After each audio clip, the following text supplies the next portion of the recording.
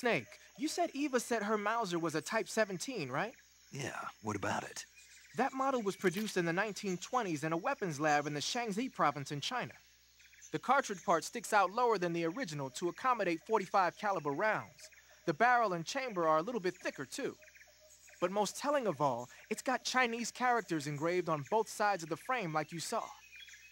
And that firing stance Eva was talking about where you hold the gun horizontally, that's a trademark of the Chinese.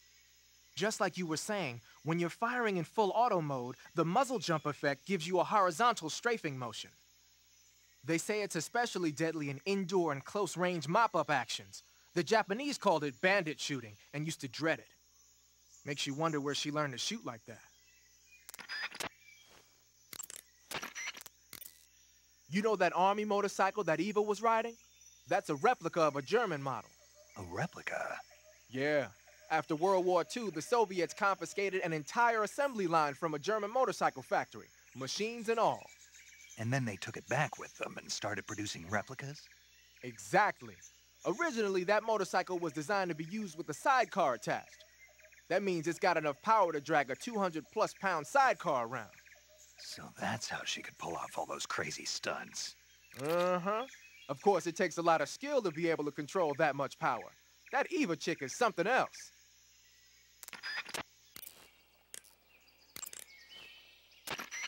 Snake, be careful. That area is inhabited by coral snakes. The coral snake is a venomous snake that originally hails from the Americas. Its venom is a very potent neurotoxin, so don't let it bite you. If you do get bitten, go into the survival viewer right away and use Cure to neutralize the poison with a serum injection. The colorful red and black patterns on the coral snake are a warning sign.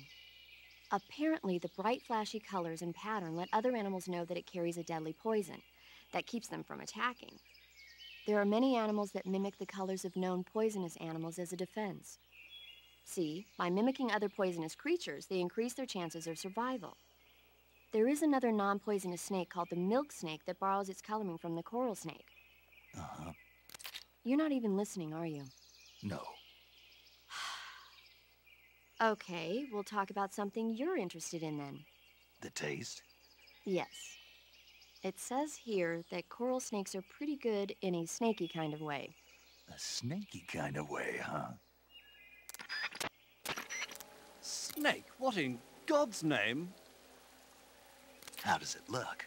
It looks cool. Huh? It looks cool on you. It does? Yeah. I don't think cool is the right word. Why? What's wrong with it? What's wrong? Don't you think it looks silly? Doesn't it make you laugh? Aren't you going to ask me what the hell I was thinking? No. Huh. I think it really does look good. It reminds me of the alligator people. Oh, the... what? The Alligator People. It's a science fiction movie. You've never heard of it? No. Oh, well, you should see it sometime. It's about this guy who gets hurt in a car accident and tries to heal his wounds by injecting himself with a crocodile serum, but then his head turns into a crocodile head. You look just like him with the mask on. That's awesome! Right. Huh? Oh, never mind. I suppose you might be able to disguise yourself as a crocodile by wearing that cap and sticking your head out of the water. A cap shaped like a crocodile head, you say? Yeah. What do you think? I think it's a great idea. You know, animal disguises are one of the oldest tricks in the book in the intelligence world. I don't know whether it's true or not, but I've heard that during World War II, the OSS used to use cow suits. Supposedly, they sent agents out to hide in herds of real cows so they could spy on enemy units as they passed by. Nowadays, I guess most people wouldn't even give a crocodile-shaped cap a second look. They think it was just a gag item. But if you use it the right way, it can be an effective weapon for spying. I gotta hand it to you, Snake. You're one sharp guy. You okay, Snake? Now forget it. Huh? Snake, what is that stuff you're wearing? I don't know. It's called Gecko camo, whatever that means. What? Paramedic? You've never heard of Gecko? Nope. Never. You must live in a cave or something. Well, excuse me. By the way, Snake, that outfit is really killing your camo index. Unless you want the enemy to see you, I suggest you change your clothes as... Why? Why? Because his camo index is... Camo index, schmamo index. Hold on now. He's wearing the Gecko suit. Why? Because it looks cute. Snake, talk some sense into her. What's wrong with being cute? Am I the only normal person around here?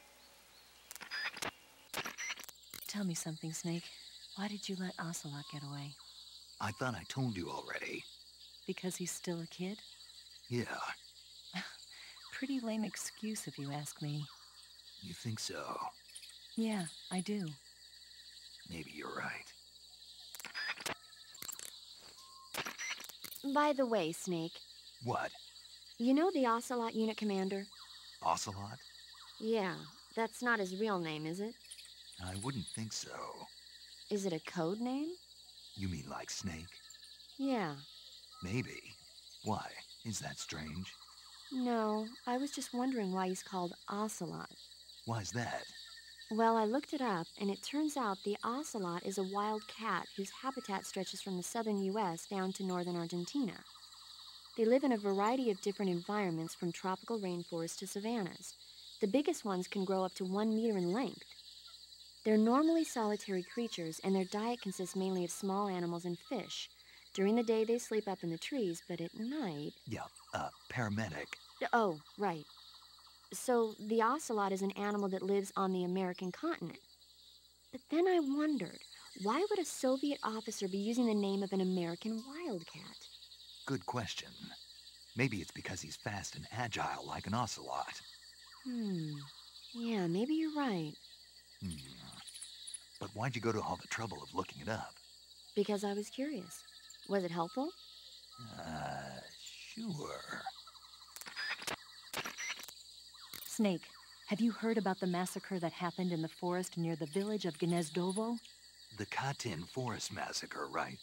During World War II, the German army came upon the bodies of 4,000 dead Polish in the forest of Katyn. Yeah, Germany blamed the Soviet Union, but the Soviet Union denied it, blaming Germany in return. The truth is that Stalin ordered the NKVD to carry out the killings. And it's not just Katyn. In places like Western Ukraine and Belarus, there must have been at least 20,000 Poles in the prison camps. Why are you telling me this? Volgin was one of the people responsible. He was one of the vicious leaders behind it. Volgin was? He blamed it on a prisoner revolt to allay any fears, and requested they be put to death. I've heard that Volgin even removed the blindfolds from each prisoner before he beat them to death. I knew he wasn't all there in the head, but this... Not someone you could be friends with.